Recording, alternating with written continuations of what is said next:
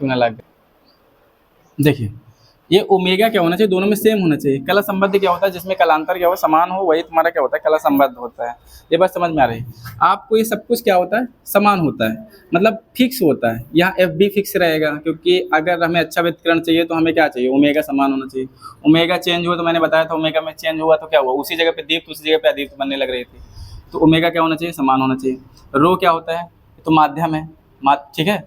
ये तो क्या है तुम्हारा, माध्यम का घनत्व है, ठीक है। ये क्या है, तरंग की गति है, तरंग की तुम्हारी क्या है, चाल है। और तरंग की चाल एक माध्यम में किसी भी चाल क्या होता है, अगर माध्यम समान है तो तरंग की चाल भी क्या होगी, समान होगी। हमने क्या यूज़ किया, समान माध्यम यूज़ किया, समान माध्यम में तरंग की चाल समान होगी। तो ये चीज़ें फिक्स हैं। तो हम ये मान सकते हैं कि अगर 2πf² रो v बराबर मान लेता हूँ k, बात समझ में आई। तो आई इज इक्वल टू क्या आ जाएगा आपके पास, k इंटू ए स्क्वायर। ए क्या है, ए यहाँ पर तुम्हारा क्षेत्रफल नहीं है, ये क्या है, तुम्हारा आयाम है। ये चीज़ ध्यान रखना, आयाम का स्क्वायर अभी मैंने बता रखा है। ए स्क्वायर बराबर क्या था, a1 square plus a2 square plus 2a1 a2 cos five, है ना, ये बता चुके हैं। तो मैं यहाँ पर से ये कर सकता हूँ, ए स्क्वायर बराबर आई बटे में के। ये आई है ना, इंटेंसिटी तो है ना, ठीक है। बात क्लियर हुई। अब इतना नोट करिए, जैसे हमने आयाम का ए आर निकाला था, ए आर स्क्वायर बराबर क्या निकाले थे, a1 square plus a2 square plus 2a1 a2 cos I. I का भी निकालना पड़ेगा, क्योंकि क्या होंगे, दोनों तरंगे आपस में आके या तो दीप्त बनाएंगी या अदीप्त बनाएंगी, चलेंगी ना आगे। जब आगे चलेंगी तो उनकी इंटेंसिटी देखना पड़ेगा ना, तो उनकी तीव्रता भी हम फाइंड आउट करेंगे। तो हम आई की बात करेंगे तो यहाँ पर देखो ये कंडीशन है, तो आई बराबर क्या हो जाएगा, हाँ ए की जगह मैं क्या लिख दूँ, आई बटे के। आई की जगह मैं लिख देता हूँ आई आर बटे में के। a1 की जगह मैं क्या लिख दूँ, i1 बटे में के प्लस a2 की जगह मैं क्या लिख दूँ, i2 बटे में के। देखो स्क्वायर क्यों नहीं लगा रहा हूँ, अगर मैं ये वैल्यू जो लिखी हुई ना स्क्वायर की लिखी हुई, अगर स्क्वायर नहीं लगेगा तो यही चीज़ें कहाँ में चले जाएंगे, अंडर रूट में चले जाएंगे, ठीक है। प्लस 2 अंडर रूट i1 बटे में के अंडर रूट i2 बटे में के कॉस फाइव। यहाँ तक समझ में, आई आर बटे में के, i1 बटे में के प्लस i2 बटे में के प्लस 2, इनका अंदर मल्टीप्लाई करोगे तो कितना हो जाएगा, i1 इंटू i2 बटे में के इंटू के कॉस फाइव। अब यहाँ समझना, दो जोड़े बन रहे हैं, एक जोड़ा बाहर आ जाएगा, तो आई आर बटे में के बराबर हो जाएगा i1 बटे में के प्लस i2 बटे में के प्लस 2 अपान में के बाहर ले लेता हूँ, under root i1 into i2 cos phi. देखो अब मैं के बाहर कॉमन लूँगा तो ये के सब इसके से कैंसिल हो जाएंगे। तो आपके पास जो फाइनल तीव्रता की इक्वेशन आएगी ना, i1 plus i2 plus 2 under root i1 i2 cos phi, ये आपके पास फाइनल इक्वेशन है। अब कब दीप्त बनेगी, कब अदीप्त बनेगी, अब हम अभी पढ़ेंगे संपोषी और विनाशी व्यतिकरण में अंतर। तो वहाँ से पता चल जाएगा दीप्त और अदीप्त कैसे बनेंगे, ठीक है। नोट करो इसको।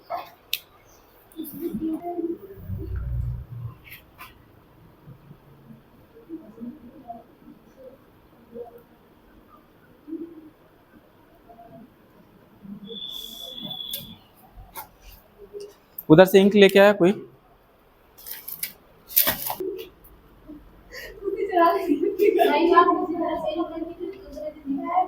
चलिए इधर देखिए। अब हम क्या करने वाले हैं, व्यतिकरण में जो संपोषी और विनाशी है, दीप्त और अदीप्त की बात करेंगे। तो वो कब तुम्हारा दीप्त बनता है, कब अदीप्त बनता है। अभी हमने क्या देख लिया, आयाम देख लिया, ठीक है, और क्या देख लिया, तीव्रता देख लिया। अब आयाम और तीव्रता ये डिसाइड करेंगी कि यहाँ पर दीप्त फ्रिंज बनेगा या अदीप्त फ्रिंज बनेगा। व्यतिकरण आपको पता है कि ये क्या बनाता है, एक पैटर्न बनाता है, ठीक है, दीप्त अदीप्त दीप्त अदीप्त, ठीक है। हम यहाँ पर पहला इक्वेशन क्या ले रहे हैं कि दीप्त बनने के लिए क्या होना चाहिए कि जो आई आर है और ए आर, ये दोनों क्या होना चाहिए, अधिकतम होना चाहिए। बताऊंगा कब अधिकतम होंगे। और इसमें क्या होना चाहिए, आई आर और ए आर ये न्यूनतम होना चाहिए। ठीक है, आई आर ए आर है क्या, पहले ये देखो। आई आर अभी हमने निकाला है I1 plus I2 plus 2 under root I1 I2 cos phi. A R हमने निकाला है, ए आर स्क्वायर बराबर निकाला था A1 square plus A2 square plus 2A1 A2 cos phi. ठीक है, सेम कंडीशन इसमें भी वही अप्लाई होगा।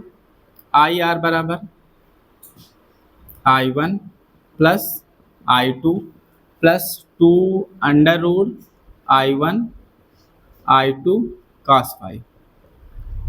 ए आर निकालोगे क्या हो जाएगा, A1 square plus A2 square plus 2A1 A2 cos phi. ठीक है, तीसरे नंबर पे हम बात करेंगे फाई के बारे में, क्योंकि यहाँ तक तो नॉर्मल है, कॉमन है कि उसमें अधिकतम इसमें न्यूनतम।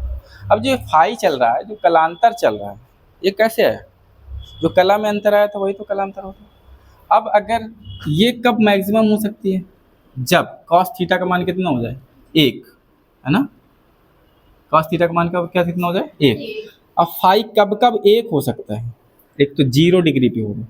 काश थोड़ा सा हाई स्कूल की मैथ याद करो, देखो 0 और 360 पे कॉस कितना होता है, कॉस थीटा बराबर होता है 1। 0 को तो 0 ही लिखेंगे, 360 को हम लिख सकते हैं 2 पाई। ठीक है, अगला देखो यहाँ पर ही कॉस की वैल्यू कितनी होती है, 1 होती है। एक तो 0 हो गया, दूसरा एक राउंड लगा के आओगे तब क्या हो जाएगा, 1 आएगा। फिर दूसरा राउंड लगा के आओगे कितना होगा, 1। तीसरा राउंड लगाओगे कितना होगा, 1। मतलब जब पूरा घूम के यहाँ पर पहुँच जाओगे तो काश की वैल्यू कितनी हो जाएगी, 1। आप समझिए, एक बार घूमने में कितना घूमता है, 2 पाई। दूसरी बार घूमेंगे, 2 बार घूमेंगे कितना हो जाएगा, 4 पाई। 3 बार घूमेंगे कितना हो जाएगा, 6 पाई। तो हमें यहाँ से ये समझ में आ रहा है कि जो फाई है वो एक कहाँ कहाँ पर हो सकता है, एक तो 0 पे हो जाएगा, एक 2 पाई पे हो जाएगा, एक 4 पाई पे हो जाएगा, एक 6 पाई पे हो जाएगा, एक 8 पाई पे हो जाएगा, सो ऑन ऐसे करके चलता रहेगा। ठीक है, अब इसका अगर हम कॉम्बिनेशन मैथमेटिकल ढंग से देखें तो मैथमेटिकल ढंग से इसका कॉम्बिनेशन ऐसे बनेगा, फाई इज इक्वल टू 2, ठीक है, 2 लिख दें और n लिख दें और पाई। ठीक है, अब n कहाँ से चालू होगा, जो n है वो 0, 1, 2, 3 ऐसे करके चलता है। 1 2 करके देखता हूँ, यहाँ पर n की वैल्यू पहले वाले को देख लेता हूँ। n की वैल्यू मैंने 0 रखा, तो 0 का मल्टीप्लाई होगा तो टोटल 0 हो जाएगा। n की वैल्यू 1 रखूँगा कितना हो जाएगा, 2 1 9 2। n की वैल्यू 2 रखूँगा, 2 दूनी 4 पाई हो जाएगा। n की वैल्यू 3 रखूँगा कितना हो जाएगा, 2 3 6 पाई। मतलब हमारा ये जो इक्वेशन बनी है बिल्कुल सही है। अब यहाँ पर देखो, अब फाई की वैल्यू माइनस कब होगी, माइनस का 1। यहाँ पर कितना होते हैं, यहाँ पर 0 था, 0 और 2 पाई। ठीक है, माइनस कब होगा, जब इधर आओगे, यहाँ पर यहाँ पाई बाई 2 पे कितना होता है, 1, वो 0 होता है, सॉरी पाई बाई 2 पे कितना होता है, 0। इधर आओगे तो कितना हो जाएगा, -1। इधर आओगे तो कितना होता है, +1। अब यहाँ पर वैल्यू कितनी है, पाई। ठीक है, पाई पे कॉस पाई की वैल्यू कितनी होती है, -1। ठीक है, तो अब यहाँ पर ध्यान देना कि हम इसकी वैल्यू क्या रख सकते हैं, फाई की वैल्यू कहाँ से चालू होगा, एक तो पाई हो गया, एक क्या हो गया, एक तुम्हारा हो जाएगा 3 पाई, पाई 2 पाई 3 पाई, हाँ, और फिर 5 पाई, और फिर 7 पाई, और फिर 9 पाई। मतलब विषम संख्या चल रही है, यहाँ तक समझ में।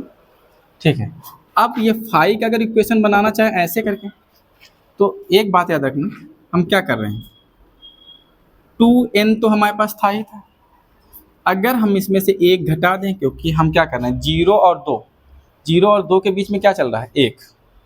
समझ में आ रहा है बात, यहाँ पर 0 पे बन रहा है दीप्त और 2 पे बन रहा है दीप्त, तो इनके बीच में क्या बनेगा, अदीप्त बनेगा। वो किस पे बन रहा है, 1 पे ना, पाई पे। मतलब कि पाई पे अगर अदीप्त बन रहा है तो हमें इक्वेशन बनानी है 1 के लिए, तो 2n में से अगर 1 घटा लूँगा तो तुम्हारा ये वाली इक्वेशन मिल जाएगी। देखना चाहें 2n - 1, और n कहाँ से कहाँ तक, यहाँ पर 0 नहीं होगा इस बार, इस बार कहाँ से चालू होगा, 1 2 3 ऐसे करके चलेगा।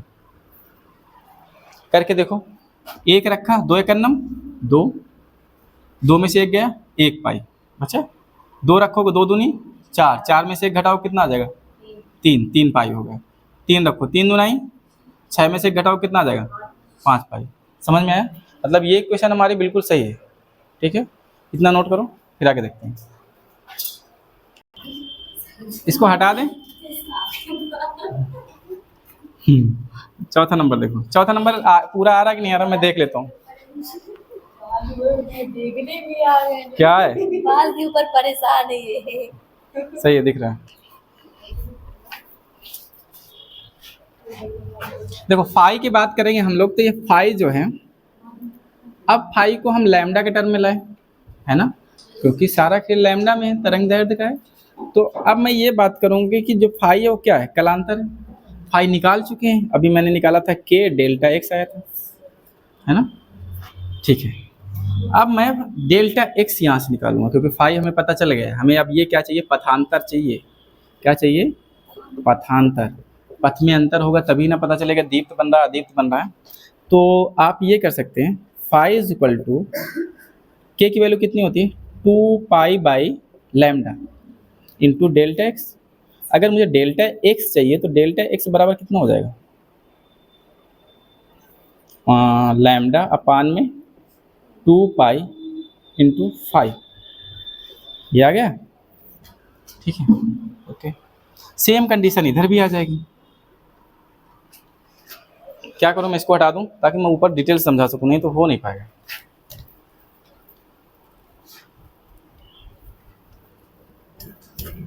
इसको भी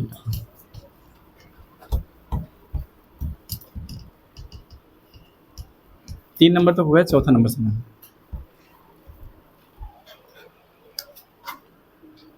देखिए इसमें चौथे नंबर में फाई की बात हो रही, के इंटू डेल्टा एक्स, और फाई इज इक्वल टू होता है 2 pi by lambda into delta x. तो डेल्टा एक्स जो आएगा आपका पथांतर जो आएगा वो लैम्डा अपान में 2 पाई इंटू 5 आएगा।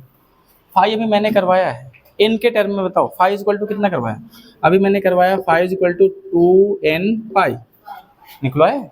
अब यहाँ पर रख दीजिए, तो डेल्टा एक्स जो होगा वो लैम्डा अपान में 2 पाई इंटू 2n पाई, 2 से 2 कटा, पाई से पाई कटा, जो आने वाला आंसर है वो n लैम्डा आएगा। मतलब अगर मैं दीप्त फ्रिंज की बात करूंगा ना, तो दीप्त फ्रिंज जो बनेंगे, सही से देखना, n कितना था, n बराबर था 1 2 0 से चालू था, ठीक है, 0 1 2 3 4 5 सो ऑन, ऐसे करके चलें। अब अगर मैं पथांतर की बात करूँगी, कौन कौन से पथांतर पे, किस किस पथ पे कितना पथांतर होना चाहिए कि दीप्त फ्रिंज बने, तो आपका डेल्टा एक्स पता कहाँ कहाँ बनेगा, एक तो हो जाएगा 0 पे, ठीक है, अभी अभी समझ में आएगा। सेंट्रल ब्राइट की बात करूँगा, सेंट्रल ब्राइट 0 पे बनता है, ठीक है, फिर कितना आ जाएगा, एन की वैल्यू 1 रखेंगे तो लैम्डा पे बनेगा दीप्त, फिर 2 लैम्डा पे बनेगा, फिर 3 लैम्डा पे बनेगा, 4 लैम्डा पे क्या बनेगा दीप्त बनेगा, 5 लैम्डा पे बनेगा, ऐसे करके बनते चले जाएंगे, ठीक है। अब इधर का देखिए, अदीप्त फ्रिंज कहाँ का बनेगा, फाई इज इक्वल टू होता है के इंटू डेल्टा एक्स, तो फाई इज इक्वल टू हम लिख सकते हैं 2 pi by lambda delta x, ठीक है, सही है। तो delta x is equal to हो जाएगा लैम्डा अपान में 2 पाई इंटू 5, फाई की वैल्यू अभी इसकी अलग आई थी, हाँ, लैम्डा अपान में 2 पाई 2n माइनस 1 इंटू पाई, पाई से पाई कैंसिल, जो आपका आने वाला है वो आने वाला 2n माइनस 1 अपान में 2 लैम्डा। अब इसका देखिए n कितना था, इसका n 1 से स्टार्ट होता है, 1 2 3 4 ऐसे करके। अब यहाँ पर n की वैल्यू रख के देखिए कहाँ पर दीप्त बनेगा, क्या पथांतर होना चाहिए, तो पहला n बराबर कितना रखा 1, तो कितना हो जाएगा 2 एक अन्नम 2, 2 में से 1 गया 1, 1/2, मतलब कि लैम्डा बाई 2 में क्या बनेगा दीप्त अदीप्त बन जाएगा। अगला देखो 2 दूनी 4, 4 में से 1 गए 3, 3/2 है, तो मैं ये लिख सकता हूँ 3 लैम्डा बाई 2। अगला कौन सा हो जाएगा, हाँ 3 दूनी 6, 6 में से 1 गए 5, 5 लैम्डा बाई 2। अगला कितना हो जाएगा 7 लैम्डा बाई 2। फिर 9 लैम्डा बाई 2। तो ये करके यहाँ पर क्या बनेंगे, इस पथांतर पे क्या बनेंगे, अदीप्त फ्रिंज बनेंगे। ठीक है, इसको नोट करो, फिर अगला वाला समझाते हैं।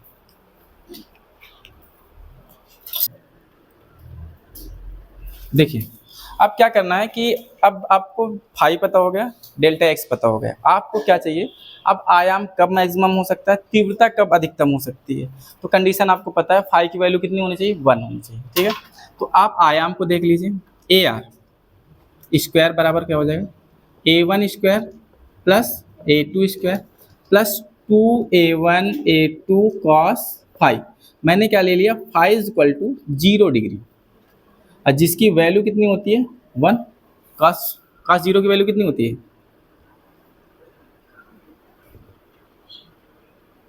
1 होती है। इधर ध्यान दीजिए, तो आपके पास ए आर स्क्वायर बराबर हो जाएगा A1 square plus A2 square plus 2A1 A2 cos 0। A R square बराबर हो जाएगा A1 square plus A2 square plus 2A1 A2। ठीक है, थोड़ा सा याद करो, A square plus B square plus 2AB, A plus B का होल स्क्वायर है। ए आर स्क्वायर बराबर हो जाएगा A1 प्लस A2 का होल स्क्वायर। तो स्क्वायर स्क्वायर कैंसिल हो जाएगा, तो ए आर कितना हो जाएगा, A1 प्लस A2। और एक बात समझ लेना, अच्छा व्यतिकरण प्राप्त करना है तो कंडीशन ये होनी चाहिए, A1 लगभग लगभग क्या होना चाहिए, A2 के बराबर होना चाहिए, मस्त व्यतिकरण पाओगे। ठीक है, इसको देखो, ए आर स्क्वायर बराबर क्या हो जाएगा, A1 square plus A2 square plus 2A1 A2 cos five. इस बार फाइव की वैल्यू कितनी होनी चाहिए, हाँ माइनस का 1 है ना, तो हम क्या लिख सकते हैं, फाइव इज इक्वल टू हम लिख सकते हैं पाई। ठीक है, सही है। और कॉस या तो 180 लिख सकते हैं, पाई की वैल्यू कितनी होती है 180 अंश, और या तो इस किसके बराबर होता है, पाई के बराबर। तो काश पाई की वैल्यू जो होती है वो कितनी होती है, -1। बराबर ही होता है, लगभग बराबर नहीं होता, बराबर ही होता है। अब सही है।